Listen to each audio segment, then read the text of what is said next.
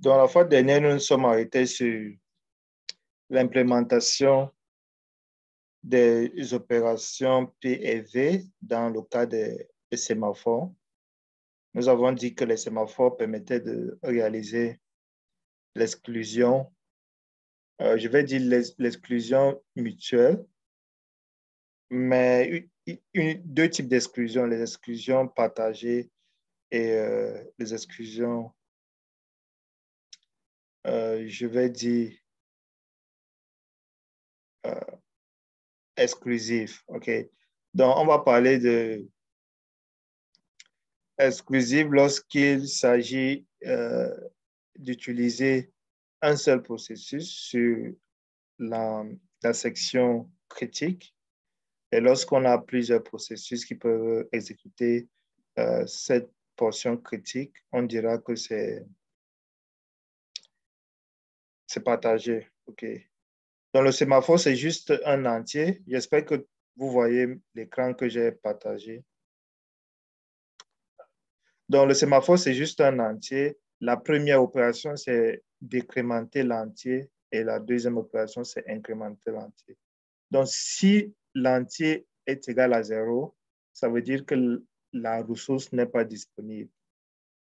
Et lorsque l'entier est différent de 0, supérieur ou égal à 0, ça veut dire qu'il y a la possibilité de demander la ressource autant de fois qu'on le souhaite. Okay? Donc, quand je vais mettre P et je passe en paramètre le sémaphore, il va décrémenter le sémaphore. Si j'avais mis le sémaphore égal à 1, du coup, aucun autre processus ne viendra décrémenter le sémaphore puisque le sémaphore est déjà défini à la valeur de 0. Après avoir décrémenté le sémaphore par un processus, un autre processus ne pourra pas entrer dans sa zone critique parce que ce sémaphore vaudra 0. Juste à ce que le sémaphore en question sorte. Lorsque le sémaphore va sortir, il va réincrémenter le sémaphore. Lorsque le processus sort de cette section critique, il incrémente le sémaphore, ce qui fait que tous les autres processus qui étaient bloqués à cette étape vont se rendre compte que le sémaphore est maintenant différent de 0. À leur tour, ils vont décrémenter le sémaphore et entrer dans leur zone critique, ainsi de suite. Okay. Donc, on se retrouve avec deux opérations. Voici le code des deux opérations. Mais en réalité, vous n'avez pas besoin de réimplémenter ces deux fonctions parce que les versions d'Unix vous donnent à votre disposition des fonctions qui permettent de faire ces deux opérations. Okay. Donc, on peut vous demander d'implémenter vous-même les deux opérations. OK. Dans ce cas, voici comment il faudra l'implémenter. Vous pouvez aller dans le fichier 6/sem.h ou bien semaphore.c. OK. C'est un fichier qui se trouve dans Unix, semaphore.c. Vous allez voir le code de ces deux opérations-là. Je vais voir si je peux retrouver semaphore.c sur Internet, parce que c'est juste un fichier qui est disponible en...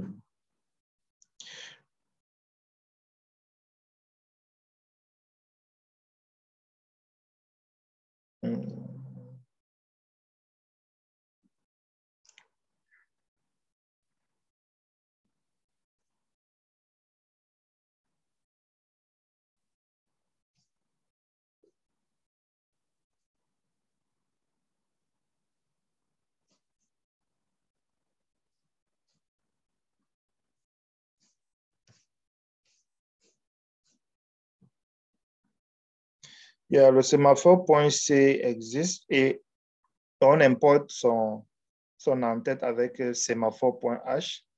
Okay. Dès que vous faites semaphore.h, vous êtes en train d'importer ces fonctions qui permettent de créer des sémaphores, ainsi de suite.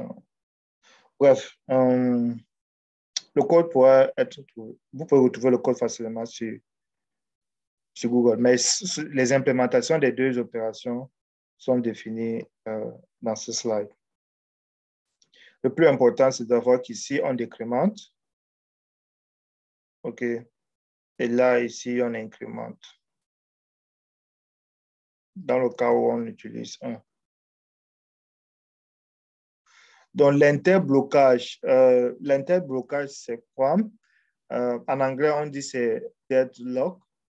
C'est une situation dans laquelle plusieurs processus, au moins 2, sont bloqués, chacun d'eux ne pouvant être réveillé que par une action de l'un ou de l'autre. Donc, l'interblocage, nous l'avons déjà vu ici.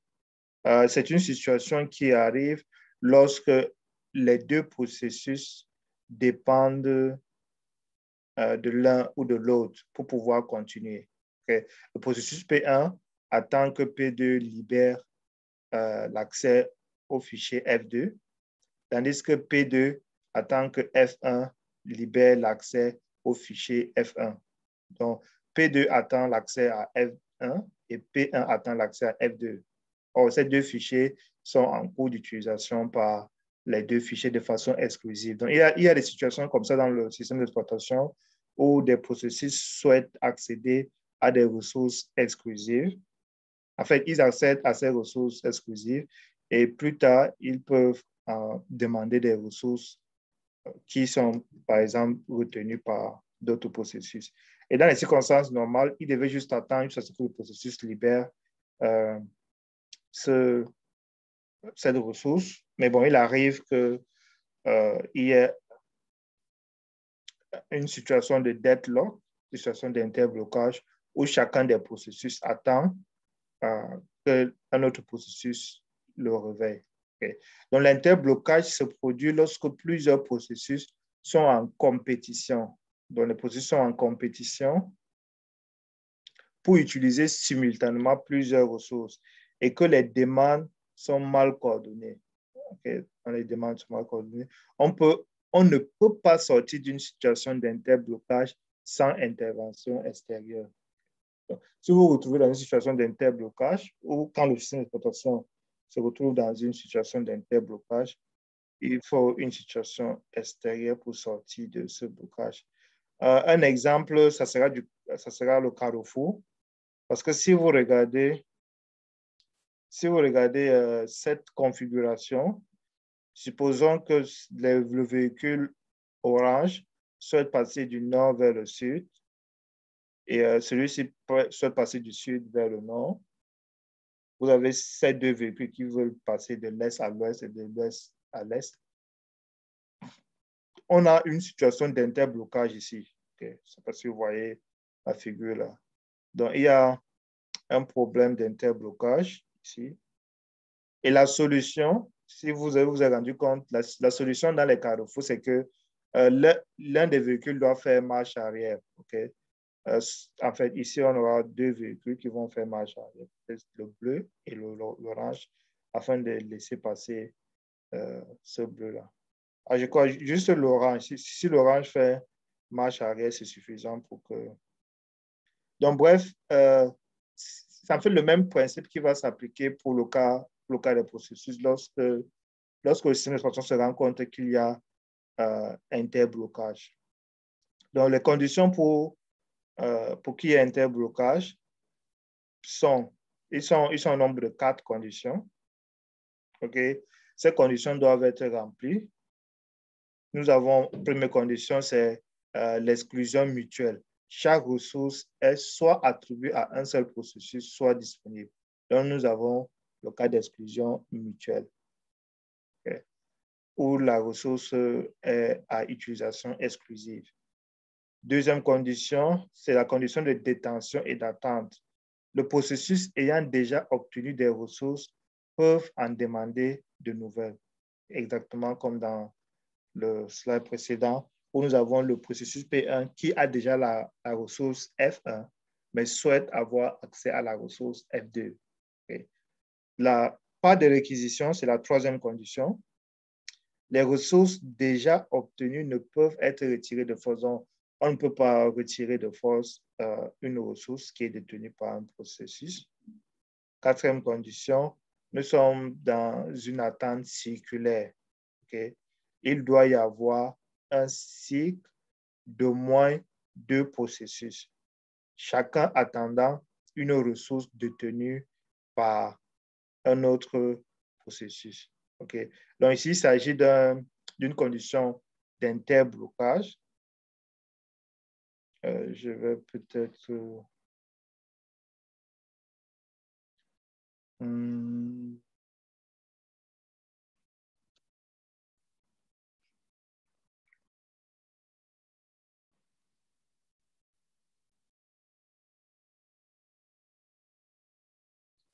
Donc, dans, les, dans le système d'exploitation en interne, il y a ces phénomènes qui se produisent, okay, où des processus qui accèdent à des ressources se retrouvent dans...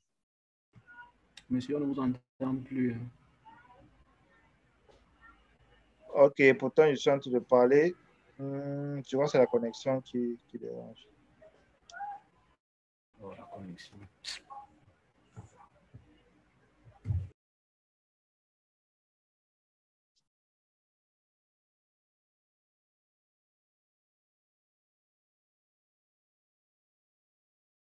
OK, je pense que c'est la connexion, mais juste un instant, ça va.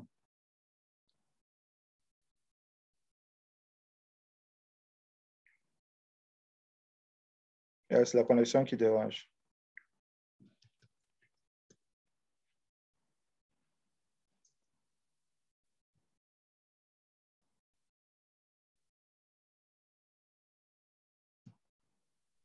Je n'entends toujours pas. Hein?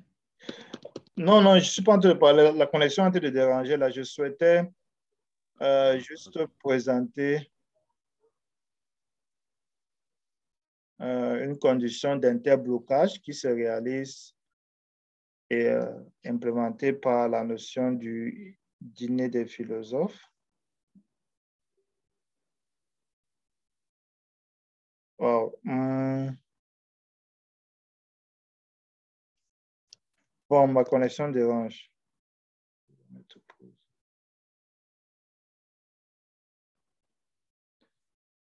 Donc, je disais que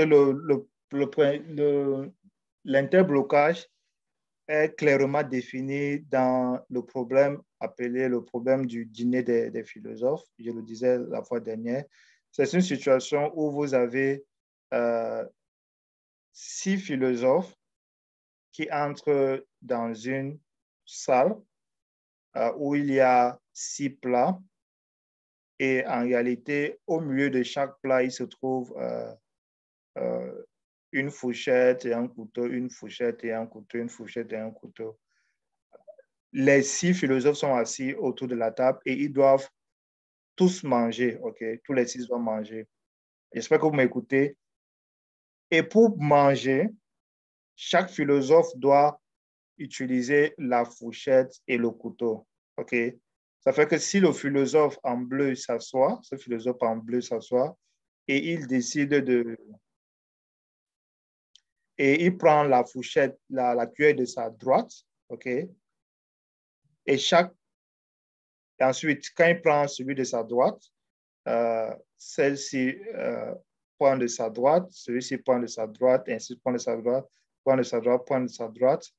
On se retrouve dans une situation où, lorsque le processus qui a débuté souhaite prendre, par exemple, la cuillère ou la fourchette qui se trouve à sa gauche, il n'est plus en mesure de prendre cela parce que le processus précédent a déjà récupéré cette ressource-là.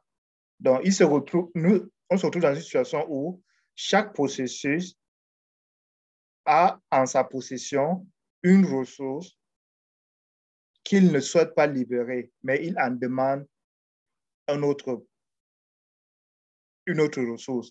Vous voyez que tous les 6 processus ne pourront absolument rien faire parce qu'ils sont en train de s'attendre. Donc, nous sommes dans une attente circulaire.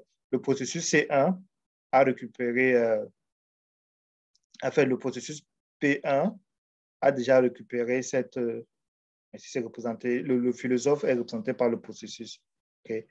Donc, le processus P1 a déjà récupéré C. Okay. Il y a un schéma plus intéressant quelque part là. OK, je crois que c'est... Donc, si vous partez en ligne, vous allez trouver assez d'implémentations qui proposent... ça, c'est une implémentation avec les sémaphores. Il y a assez d'effets spéciaux qui permettent de montrer, qui permettent d'expliquer le problème. Okay.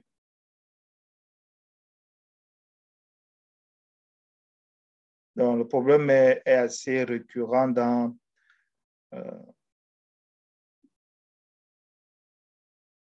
ce problème pour expliquer l'interblocage. Okay. Donc, que faire dans une telle situation? Vous avez une situation où tous les processus attendent qu'un autre processus puisse libérer afin de continuer. Dans la modélisation de l'interblocage, on utilise des graphes dirigés. OK. Bref, c'est cette représentation-là. Vous pouvez utiliser des nœuds et des arcs pour représenter vous représenterez les ressources sous forme de nœuds et puis lorsqu'on dit qu'une ressource est détenue par un processus, vous allez ajouter un arc entre les deux.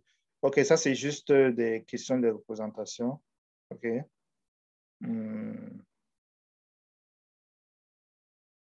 Pas grand-chose à dire là-dessus. Les réactions possibles, qu'est-ce qui se passe lorsqu'il y a interblocage? Il y a soit on ignore le problème, OK, un peu comme la politique de l'autruche, on ignore le problème. La deuxième possibilité, c'est de détecter et remédier aux interblocages. Okay? Dans ce cas, le système n'empêche pas, il ne cherche pas à éviter les interblocages, il laisse les interblocages se produire. Okay? Et on met en place un mécanisme qui permet de détecter et de procéder à des reprises. Donc, c'est-à-dire qu'on ne prévient pas les interblocages, on laisse les interblocages arriver. Okay? Lorsque ces interblocages se produisent, on les laisse se produire. Lorsqu'elles se produisent, le système d'exploitation va mettre en place une réponse afin de faire sortir ces processus dans ce cercle-là. Okay? On peut éviter les interblocages de façon dynamique, okay? En faisant une allocation des ressources avec précaution. C'est vrai que cette troisième approche va demander beaucoup plus des ressources parce que si vous voulez faire des allocations avec précaution, ceci est beaucoup plus lourd à implémenter que les réponses a posteriori. C'est plus facile de détecter s'il y a eu interblocage, okay, que de détecter s'il y aura interblocage. Donc, si l'interblocage se produit, c'est plus facile de détecter. Okay, il suffit juste de voir, lorsqu'on est dans le cas des cercles, il suffit juste, dans le cas de cette représentation, il suffit juste de voir si nous sommes dans si les processus forment un cycle. Okay? Vous devez juste parcourir votre graphe et vérifier si dans ce graphe-là, il existe un cycle. Donc, vous faites Algo 3, vous savez comment est-ce qu'on détecte les cycles dans un graphe. Donc, une fois que l'interblocage est représenté sous forme de graphe, le système d'exploitation peut parcourir pour savoir s'il existe un cycle dans ce graphe. S'il existe un cycle, il peut réagir en retirant un processus, okay, de ce cycle-là. Donc, l'implémentation qui consiste à détecter et à remédier au interblocage est plus facile à réaliser qu'éviter l'interblocage. Parce qu'éviter l'interblocage de façon dynamique, cela revient à faire des tests avant d'allouer des ressources au processus. Okay. Et on peut se retrouver dans une situation où on fait assez de tests dans des situations où on n'a même pas besoin de faire de tests. Donc, prévenir les interblocages empêcher l'une des 4 conditions de l'existence de ce produit. Donc, on peut empêcher que ces 4 conditions-là puissent se produire de façon simultanée. Okay. Donc, ce sont les réactions possibles. Comment prévenir l'interblocage? Solution 1, réservation globale. Okay. Chaque processus demande globalement en bloc toutes les ressources dont il a besoin. Cette solution n'est pas adéquate. Okay. L'inconvénient, c'est qu'on réduit les possibilités du parallélisme. Cette solution dit quoi? Que lorsqu'un processus démarre et que le processus veut accéder à des ressources, on lui alloue en bloc toutes les ressources dont elle a besoin. Okay? On a toutes ces ressources-là, on met à sa disposition. Ça fait qu'il a l'exclusivité sur ces ressources-là. L'approche n'est pas adaptée parce que pendant que le processus est peut-être en train d'utiliser l'entrée-sortie standard, okay, un autre processus peut décider d'utiliser les entrées USB ou bien faire la lecture dans un emplacement mémoire, ainsi de suite. Okay. Donc, il faudrait allouer les ressources au fur et à mesure que le processus le demande. La solution numéro 2, les requêtes ordonnées. L'interblocage est impossible si tous les processus demandent dans le même ordre les ressources dont ils ont besoin. Okay? Donc, si P1 et P2 demandent l'accès dans le même ordre, alors on peut éviter l'interblocage. Mais ceci n'est pas toujours vrai. Okay? Donc, il se peut que pendant que vous êtes en train de saisir, un processus peut lire, okay, dans le fichier d'entrée. Le fichier d'entrée standard, c'est le std-int. Okay, pendant qu'un autre processus peut décider d'accéder au fichier en sortie qui est le std-out. Les entrées-sorties sont manipulées dans le système d'exploitation